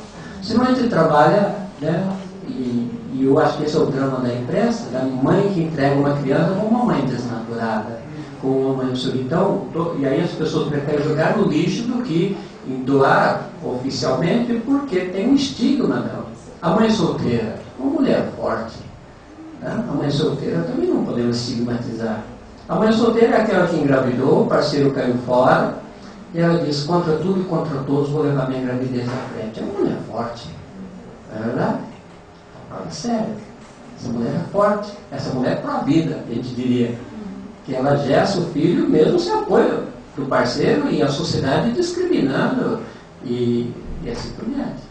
Então a gente tem que fazer essa reflexão com a comunidade para a gente não inverter os papéis. Não transforma a mulher que doa como uma desnaturada, a mãe solteira uma desviolada. Não, sim, ao contrário, a que doa pode ser, sim, fruto do amor, e a mãe solteira eu vejo como uma mulher forte, uma mulher decidida, uma mulher que tem princípios claros, e ela paga o preço das suas opções, vocês sabem mesmo o que eu estou falando. Mas tudo bem, me desculpe que esse tema, eu acho que é necessário, né, que seja discutido com mais força, e eu agradeço muito a oportunidade, já me despedindo, né, do horário está ali, muita oportunidade de discutir, de estar aí com vocês, e a gente se coloca à disposição, né? Toda essa discussão caminhou agora, eu me senti assim, na necessidade de estar. Eu trabalho num hospital psiquiátrico e, bom, se essas, né, mulheres que vocês trazem, né, suas histórias, sofrem todas essas dificuldades, a gente pode imaginar as pessoas portadoras de transtorno mental. O pessoal está acompanhando lá nesse celular. Estou falando falando a respeito das mulheres portadoras de algum transtorno mental, ou mesmo as usuárias de droga, né? Quer dizer, imagina o quão complexo também são essas questões, uma vez que muitas vezes ninguém olha para elas com capacidade de decisão, de reflexão, né, ou de direito de alguma coisa. Eu fiz uma pesquisa alguns anos atrás, por ver muito a ocorrência mesmo de mulheres que adoeceram frente ao parto, à gestação, ao puerpério, né, frente à maternidade. E só para vocês terem uma ideia, em torno de 33% das mulheres que hoje estão, que naquele momento estavam internadas, eram mulheres que começaram, né, que tiveram um primeiro desencadeamento de alguma crise mental, e que muitas delas já estavam num quadro bem qualificado, com milhares de internações e crises psicóticas, né, começaram frente à maternidade. Então, assim, é algo que a gente precisa se preocupar. Quando o senhor falou da questão do planejamento familiar, quer dizer, eu também quero participar, não sei como vai ser isso, porque é algo que a gente precisa discutir e que falha muito na saúde pública. Assim, existe já esse protocolo de planejamento, mas a gente sabe que ele, pelo menos nessa área da saúde mental, é super falho. E a gente precisa pensar nisso com mais cuidado. Só isso. Bom, antes de finalizar, eu só gostaria aqui de citar que o nosso evento está sendo transmitido online, né? Então houve uma participação de uma colega psicóloga, a Paula, né? Ela mandou aqui uma mensagem, então, que eu vou ler aqui, né? Gostaria de parabenizar a colega que levantou o tema sobre o aborto. Fundamental falar sobre isso. Me parece que não cabe ao psicóloga julgar, mas acolher, com uma postura mais ética. Falar abertamente sobre isso com a pessoa que procura o psicólogo não faria parte da ética profissional. Parabéns também aos palestrantes pelo tratamento do assunto. Né? Então, assim, eu sei que a gente poderia continuar aqui discutindo ainda muito tempo sobre esse tema, mas em função, né, nós temos aí uma programação também com o período da tarde, que vai também possibilitar aí a continuidade das discussões. Então, eu gostaria de agradecer aos nossos palestrantes, ao André, ao professor Mário, brilhantes apresentações, que acho que abriram questões. Eu acho que hoje a gente vai sair com muitas perguntas, talvez não tantas respostas, mas acho que a bioética ela abre isso para isso mesmo, né? Para esses questionamentos, como o professor colocou, nas questões dos conflitos, né? Acho que poder estar aqui discutindo essas questões, acho que para nós psicólogos é fundamental. Então, eu agradeço a todos, né? E encerro então essa mesa, né? A gente retorna a 1h30, né? Então, agora a gente vai dar esse intervalo então almoço, mas à tarde a gente espera pelo retorno de todos vocês. Obrigada. Boa tarde, então. Quero agradecer o convite da Comissão de Psicologia Hospitalar para que eu estivesse aqui coordenando essa mesa. Fico bem feliz. Acho que é um tema, como já foi bem falado no período da manhã, um tema bastante relevante. Vou me apresentar. Eu sou Maíra, sou psicóloga do Hospital Infantil Valdemar Monastier, um hospital do estado que funciona lá em Campo Largo. A nossa mesa agora, a proposta da nossa mesa agora é discutir os desafios para uma prática em bioética. E para compor a mesa, então, eu vou chamar a doutora Renata Oliveira Silveira, graduada em Medicina pela Faculdade de Medicina Dr. Domingos Leonardo Cerávulo, de Presidente Prudente, UNOeste, Universidade do Oeste Paulista. Fez residência médica em pediatria na Universidade Estadual de Londrina e em terapia intensiva pediátrica no Hospital Pequeno Príncipe e Hospital de Crianças César Perneta, IESP, em Curitiba. Possui título de especialista em pediatria, em conformidade com o convênio entre a Sociedade Brasileira de Pediatria, a Associação Médica Brasileira e o Conselho Federal de Medicina. Título de especialidade em terapia intensiva pediátrica, em conformidade com o convênio entre a Sociedade Brasileira de Pediatria, a Associação Médica Brasileira e o Conselho Federal de Medicina. Experiência profissional. Desde 2007 é médica da Secretaria Municipal de Saúde de Curitiba, Distrito Sanitário Boqueirão, do Serviço de Epidemiologia. Médica intensivista pediátrica da Unidade de Terapia Intensiva do Hospital Infantil Pequeno Príncipe e médica intensivista pediátrica e médica coordenadora técnica da Unidade de Terapia Intensiva do Hospital Regional Infantil Valdemar Monastier.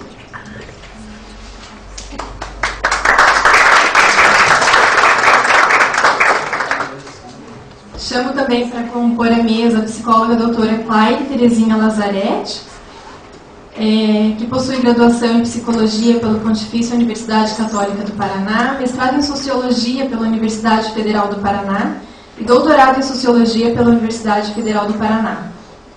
Presidente da Sociedade Brasileira de Psicologia Hospitalar no biênio 2009 a 2011, membro fundador e presidente do Centro de Estudos em Saúde Mental no Hospital Geral de 1996 a 2004, especialista em Psicologia Clínica e Psicanálise pela Universidade Federal do Paraná, especialista em Psicologia Hospitalar pelo Conselho Federal de Psicologia, psicóloga clínica do Serviço de Psicologia do Hospital de Clínicas da Universidade Federal do Paraná. Tem experiência na área de psicologia clínica, atuando principalmente nos seguintes temas: transplante, doador vivo, psicologia clínica e psicanálise no hospital. É pesquisadora do grupo de pesquisa em Sociologia da Saúde pelo FPR-CNPq e colaboradora técnica no Instituto Federal do Paraná, no campus de Palmas, desde 2013.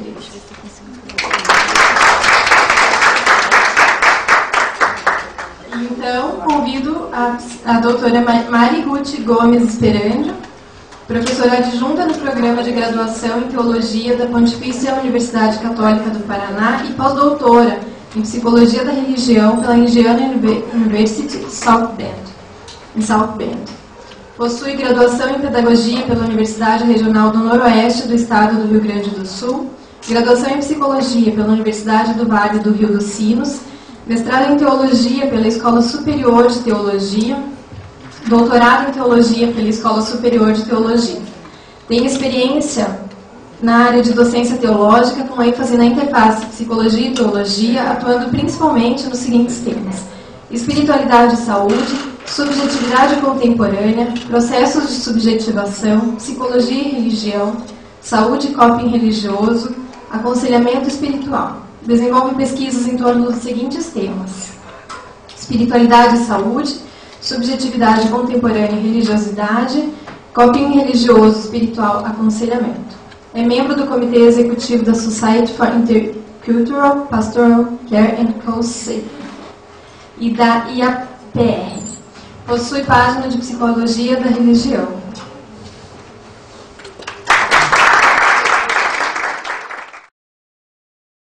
Boa tarde a todos.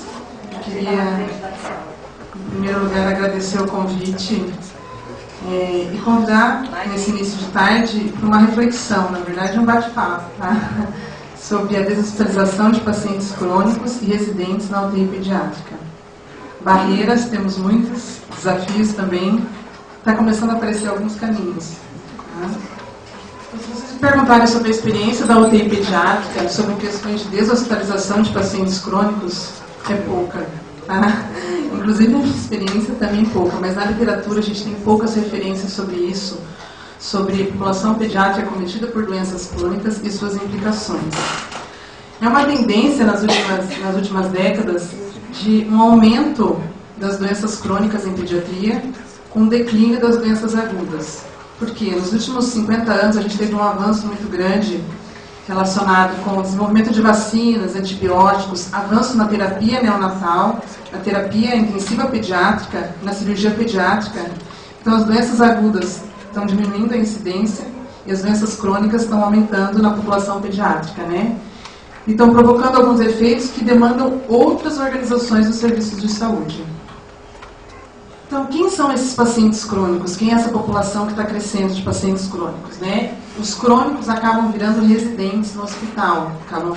Lá nós chamamos de, na verdade, moradores, né?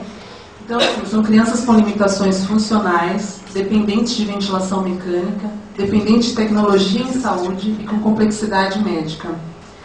Eles necessitam de dispositivo médico para compensar a perda da função vital, de cuidados de enfermagem substanciais e contínuos, para evitar o óbito ou para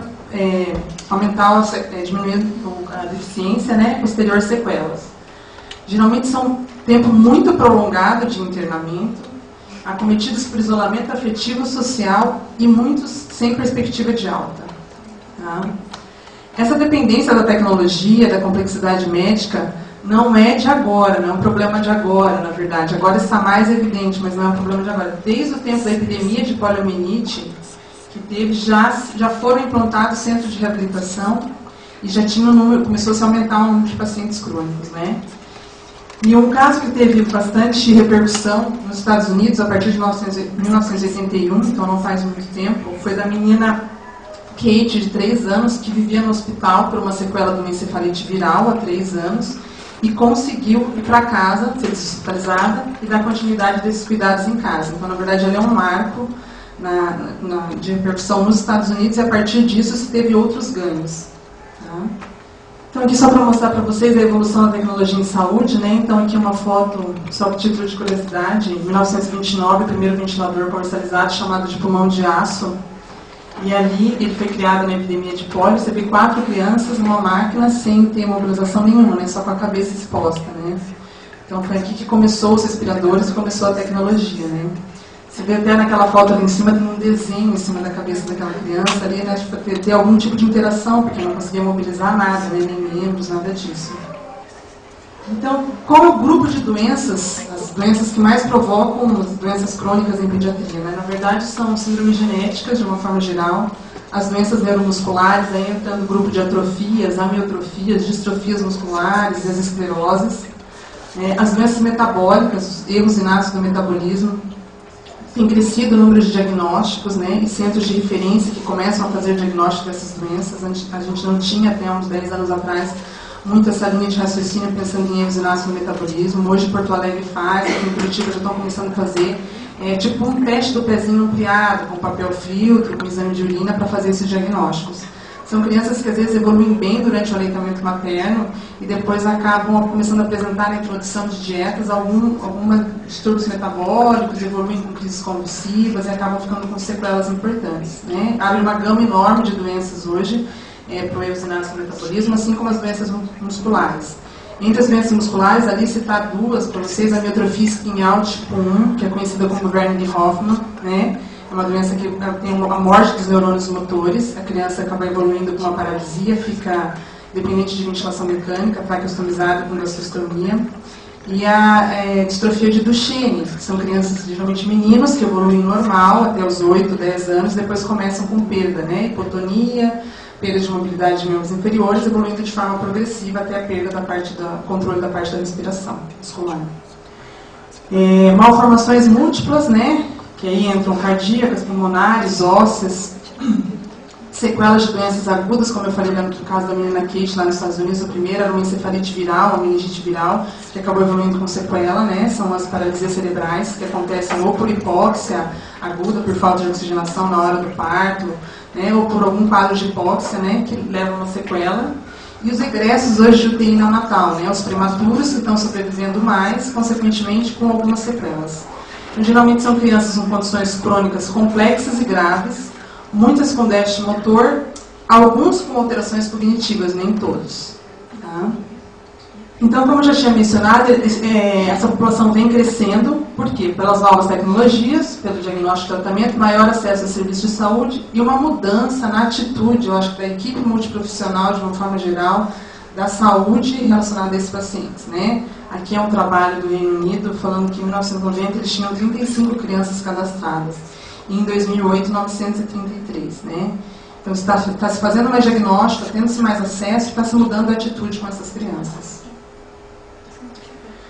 Então, qual é o maior desafio desses pacientes crônicos dependentes de tecnologia? É a dependência tecnológica, e dentro da dependência tecnológica, a ventilação pulmonar mecânica. Né? Hoje, os nossos respiradores são assim já, né? Temos respiradores menores, portáteis, com muito mais fácil acesso do que aquele pulmão de aço de 1929. Né? Mas ainda é difícil de se levar, vamos supor, levar para casa um respirador desse. Né? Então, a assistência ventilatória é o que mais pega essas crianças de ficarem no hospital. Aqui só para fazer uma definição para vocês, quando que eu considero uma ventilação de longa permanência, uma dependência crônica da ventilação pulmonar, e quando é só uma ventilação prolongada. Então, a ventilação de longa permanência, a dependência crônica, é uma criança que já está estável, ela já saiu do seu quadro agudo, né, e ainda necessita de auxílio mecânico para respirar. A gente faz algumas tentativas de extubação, que a gente fala, são falhas no desmame, é um desmame lento, e geralmente são crianças que já estão há mais de 3 meses na ventilação mecânica. O que é uma ventilação prolongada? É uma necessidade de mais de 21 dias consecutivos ou mais durante um período igual ou maior de 6 horas. Vamos exemplificar aqui. Por exemplo, o caso de pneumonia evolui para uma intubação, para ventilação pulmonar mecânica, e eu posso ficar ali 15 dias, 20 dias entubado e conseguir desmamar essa criança. Se ela, durante esse período da pneumonia, ela foi para ventilação mecânica, sofreu uma parada cardíaca, alguma lesão do sistema nervoso central por hipóxia, eu vou ter mais dificuldade de desmamar. Dependendo desse grau de hipóxia e dessa sequela que ela ficou neurológica, eu vou evoluir para uma ventilação de longa permanência. Isso no caso agudo. Alguns casos de paciente crônico, né, a gente fala vamos supor, o caso de amistrofia espinhal tipo 1, que é uma doença neuromuscular. Uma criança de 6 que ele nasce um pouco hipotônico, desenvolve até uns 3, 4 meses e depois começa a perder força muscular. Geralmente já chega no hospital por um quadro de insuficiência respiratória, não só da parte pulmonar, mas sim com o envolvimento muscular. E daí essa criança já não sai da ventilação. A família desses pacientes crônicos, né? Qual que é o impacto na família? Né? Então, a família, os cuidadores sofrem impacto emocional, social e financeiro da hospitalização e enfrentam inúmeros obstáculos na atenção hospitalar e mais obstáculos ainda na atenção domiciliar. Né? O impacto emocional são diversas perdas, muitos sentimentos ambivalentes em relação à própria criança, né? Amor, culpa, raiva, e uma dificuldade de aceitar, muitas vezes, a condição da criança. Né? Lá no hospital infantil, tem um exemplo pontual de uma mãe que também passou pelo Hospital Pequeno Príncipe. Ela ficou 1 ano no Hospital Pequeno Príncipe e está há 2 anos no Hospital Infantil. Essa mãe, ela dormiu, a Juliana está aqui, a Maíra junto, né? Todas as noites no hospital. Tá? Depois que ela saiu da casa dela, em Maringá, internou-se com a criança, até hoje ela não voltou. Então são famílias e famílias, impactos e reações. Né? Então ela está há 3 anos dormindo todas as noites ao lado do filho no hospital. O comprometimento dessas relações familiares e sociais, separações conjugais, a gente tem visto muito isso. Irmãos que às vezes assumem papel de mãe, porque ficam morando sozinhos, né? A mãe vem para o hospital, fica com a criança e outro irmão é deixado de lado, né? Ou que acabam indo morar com outros familiares e essa dinâmica familiar muda de uma forma geral. O ônus financeiro com saída do emprego, muito difícil a gente conseguir manter uma mãe, às vezes, que tem um vínculo, a gente passa testado, chega uma hora que acaba perdendo o emprego.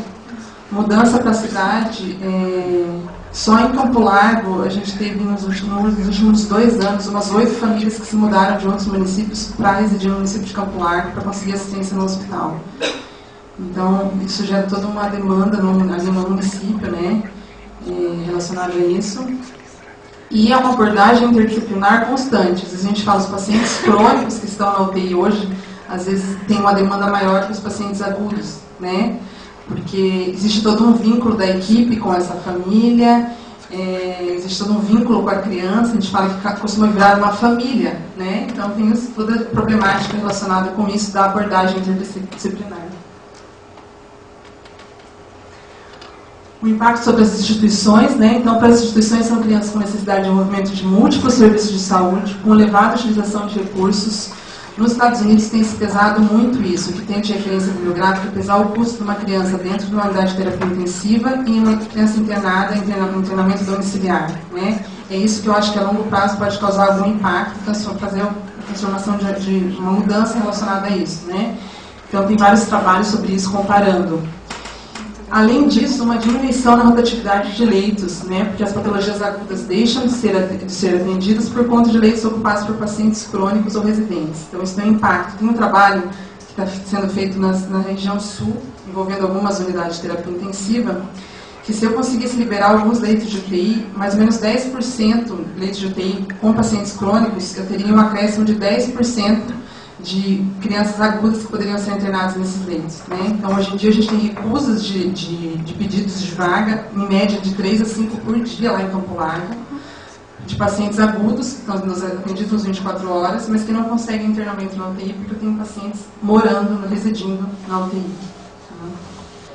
Todo o impacto que isso causa gera uma reação, né? Então, é crescente os profissionais de saúde, as famílias, né, dos portadores de doença crônica, dependentes de ventilação mecânica, interessados por essa oferta em cuidado e ambiente domiciliário, uma discussão que vem se crescendo cada vez mais. No Brasil existe pouca experiência, são pontuais, e o que tem acontecido é muito mandato judicial. Depois que a família briga 2, 3 anos na justiça, tanto na parte pública quanto na parte privada, com os convênios, ela consegue alguns benefícios, mas é tudo às custas de uma longa briga, né, de um desgaste muito grande. Não existe muito elementos normativos que falem para a gente qual o local melhor, a assistência que deve ser privilegiada, é residência, hospital, tem uns trabalhos sendo desenvolvidos agora relacionados a isso. Além disso, né, isso aí envolve vários dilemas éticos, aquilo que eu falei, uma criança aguda que está esperando vaga, de uma criança crônica que está aqui no hospital, né, como que eu posso pesar de trabalhar com isso? Então é um dilema bem grande. Que, para citar, tem esse artigo da revista americana falando sobre o obstáculo para internamento domiciliar. Né? Então, assim, as crianças dependentes de ventilação mecânica melhoram o desempenho psicossocial, reduz o custo médico comparado com o cuidado hospitalar. Isso já é uma constatação deles, né? Apesar disso, muitas crianças permanecem hospitalizadas por longo tempo após atingir a estabilização. E quase 3/4 do período que elas permanecem no hospital, elas já estavam estáveis. Não é mais a situação clínica, na verdade. É o empecilho de eu conseguir transferir para o internamento domiciliar. Então, algumas medidas para enfrentar isso seriam política pública e privada, que deveriam incluir a atenção domiciliar, centros especializados em treinamento familiar para providenciar esses equipamentos, agilizar o suporte, uma fonte pagadora, e programas assistenciais de famílias adotivas. Existe uma taxa de abandono alta dessas crianças no hospital. Vou comentar mais para frente ali na prática do dia a dia que isso tem acontecido. Tá? Então, nos Estados Unidos já tem alguns programas de cuidadores e de famílias adotivas para essas crianças. Esse é um trabalho do Dr. Newton, que ele faz terapia intensiva pediátrica junto com o Dr. Eduardo Troster, falando de alternativa de tratamento para pacientes pediátricos e ventilação mecânica crônica. Então, é um estudo retrospectivo de crianças hospitalizadas em ventilação mecânica prolongada no Hospital Auxiliar de Suzano. Esse Hospital Auxiliar de Suzano é um hospital de retaguarda do Hospital da Unifesp de São Paulo. Tá? Então, os pacientes que tivessem uma internação mais prolongada, eles acabavam repassando para esse Hospital de Suzano. Né? E ele quis determinar o impacto da transferência de uma população pediátrica para uma unidade de ventilação dependente de ventilação mecânica ou para ventilação mecânica domiciliar. Então, eles abriram duas alternativas. Abriram uma unidade que tirava os pacientes crônicos da UTI e passava para uma unidade, vamos dizer, intermediária, e alguns foram para internamento domiciliar. O resultado foi que 41 pacientes foram admitidos na unidade para dependente de ventilação mecânica. Saíram da UTI e foram para uma outra unidade dentro da instituição. A média de tempo de internamento nessa unidade foi 239 dias. Eram crianças que já estavam na UTI há um ano e meio, e ficaram mais todo esse tempo. Desses pacientes, 22 vieram da UTI pediátrica, onde a transferência disponibilizou uma média de 14 novos pacientes por mês. Então, naquele leito que eu desocupei, eu consegui internar outras 14 crianças por mês. Tá? E quem foi para a ventilação mecânica domiciliar foram 8 pacientes desses 41. E também esse impacto disponibilizou outros leitos nessa unidade intermediária. E a taxa de sobrevida de pacientes em casa não foi significativamente diferente daqueles verificados dos pacientes hospitalizados, porque tem um pouco de medo, eu vou levar para casa, vai acontecer alguma coisa, né? Então isso envolve uma outra discussão, um outro dilema, né? Então, na verdade, não teve diferença. Então, a conclusão é que a unidade hospitalar para dependente de ventilação mecânica domiciliar pode melhorar a disponibilidade de leitos e a taxa de sobrevida não muda muita coisa. Esse aqui é o hospital infantil, tá? Lá em Campo Largo, para quem não conhece, o hospital da rede pública atende só SUS, tem um ambulatório de especialidades, enfermaria pediátrica, centro cirúrgico, centro de radiologia, a unidade de terapia intensiva pediátrica funcionando com 8 leitos e a unidade neonatal com 20 leitos. Atende toda a rede do estado. Então, o número de leitos de UTI pediátrica lá são 8, como eu mencionei. A UTI foi inaugurada em agosto de 2010. Hoje eu tenho 5 pacientes crônicos lá. Tá? Desses 5, eu tenho 3 que estão na UTI há 2 anos. E por essa demanda, por essa necessidade, surgiu dentro do hospital uma unidade de longa permanência. Tá? Então, eu tenho uma outra unidade hoje, com 3 leitos. Desses 3 leitos, eu tenho 2 crianças lá que estão em situação de abandono, na verdade. A primeira criança que entrou nessa unidade de longa permanência, hoje ela completa 4 anos, então faz 4 anos que ela está no hospital, praticamente desde a inauguração do hospital, né? Desde a inauguração da UTI pediátrica, ela ficou 2 anos na UTI pediátrica e está 2 anos na longa permanência. Então eu tenho 3 leitos que estão ocupados e tem mais 5 que estão esperando alguma vaga nessa unidade. Hoje não tem infraestrutura para a gente aumentar esse número de leitos nessa unidade de longa permanência lá. Essa necessidade, essa estrutura surgiu de um projeto que é uma visita multiprofissional que começou na UTI pediátrica, hoje estende todo o hospital, tem neonatal também faz, a enfermaria tem uma iniciativa de começar a fazer, que são visitas semanais para discutir. A gente começou a discutir, então depois de 2 anos da UTI, a gente tinha 5 pacientes morando na UTI, então depois de discussão toda semana, né, surgiu essa iniciativa da unidade de longa permanência. Então é um trabalho de formiguinha que eu acho que vem evoluindo, a gente tem ainda muitas demandas, mas já temos alguns bons resultados. Tá? Depois que surgiu a unidade de longa permanência, surgiu algumas outras demandas, algumas outras políticas que a gente está tentando normatizar dentro da instituição para melhor atender esses pacientes. Né? Então tem ali o projeto de Dia do Irmão da Psicologia, queria parabenizar aqui a Maíra e a Ana, né, que estão desenvolvendo o trabalho lá. Uma vez por mês, os irmãos acima de 3 anos podem visitar as crianças na UTI, é feito um trabalho de abordagem antes de entrar, né? Tem surgido bons resultados. Eu tenho uma menininha de 3 anos lá, que não conhecia a irmã, né? Porque eles vieram de outro município. Isso tem surgido um efeito até mesmo para a equipe, né? Da vivência de ver essas crianças dentro da UTI. Essa família até dizia, eu não quero trazer porque eu acho que vai ser um impacto muito grande. Na verdade, a criança lidou muito melhor do que a gente imaginava. Né? Eu já entendo por que a mãe está aqui, conhece a irmã, uma irmã que ela só tinha conhecido na barriga da mãe, né? O projeto do SAI, que é o atendimento da rede de escolarização, igual eu falei, tem crianças que têm um cognitivo bom, então elas precisam ser estimuladas, né? O ambiente da UTI tem toda uma poluição de barulho, ao longo do tempo eles começam a perceber quando a gente tem alguma intercorrência com a criança, uma parada, né? Até mesmo um óbito, então isso causa algum impacto, então em alguns momentos a gente tem que ter esse, né? Tem um atendimento direcionado para essas crianças para evitar o estresse todo que isso tem de impacto, né? A fisioterapia tem feito um projeto de sair com essas crianças para fazer passeios fora, ali ao redor do hospital mesmo, porque muitas crianças estão internadas 2 anos e nunca saíram, né? Então mesmo para ver o sol, a gente coloca um pouco de sol, alguma coisa assim, porque dentro da UTI é um ambiente totalmente monitorizado, fechado, né? Esse projeto de treinamento de suporte básico de vida, algumas famílias têm essa demanda porque elas começam a participar dos cuidados e a gente tem que incentivar, a gente incentiva, tem uma linha bem tênue entre incentivar, passar esses cuidados, o que é demanda do profissional, do hospital, da equipe multiprofissional, o que é demanda da família, né? Então é difícil separar. Eu poderia ficar a tarde inteira aqui contando várias histórias para vocês, até de festa de aniversário que foram organizadas lá dentro, para essas crianças que não tinham tido nenhuma festa de aniversário ainda. Mães adotivas, que eu digo assim, pessoas que adotaram crianças que passaram por longos períodos no hospital, começou a acontecer lá, a gente não tem caso. Então, na verdade, vai uma tarde toda discutindo os casos pontuais da experiência que a gente tem lá, tá?